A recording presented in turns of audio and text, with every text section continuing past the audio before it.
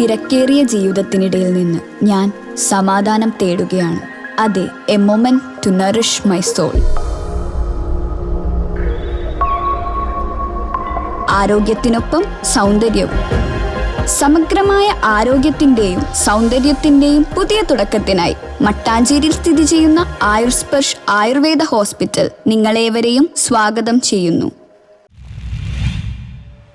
നഗരസഭാ തെരഞ്ഞെടുപ്പിൽ LDF-നായി പ്രചരണം നയിച്ച് മന്ത്രി കടന്നപ്പള്ളി രാമചന്ദ്രൻ. നഗരസഭാ തെരഞ്ഞെടുപ്പിൽ LDF-നായി പ്രചരണം നയിച്ച് മന്ത്രി കടന്നപ്പള്ളി രാമചന്ദ്രൻ 4-ാം വാർഡിലെ സ്ഥാനാർത്ഥി നിമിത രാധാകൃഷ്ണന് വോട്ട് അഭ്യർത്ഥിച്ച് കാരക്കാട്ട് സ്ട്രീറ്റ്, പട്ടുകടവ്, ബോഡ്ജെട്ടി റോഡ് എന്നിവിടങ്ങളിലെ വീടുകളിലും സ്ഥാപനങ്ങളിലും സ്ഥാനാർത്ഥിക്കും LDF പ്രവർത്തകർക്കും ഒപ്പമാണ് മന്ത്രി എത്തിയത്. ഇത് 2-ാം തവണയാണ് മന്ത്രി പറവൂരിൽ പ്രചരണത്തിനായി എത്തുന്നത്. ചിറ്റാറ്റുകര പഞ്ചായത്ത് 18-ാം വാർഡിലെ LDF സ്ഥാനാർത്ഥി ലൈബി സാജുവിനും വോട്ട് തേടി മന്ത്രി വീടുകളിലെത്തി.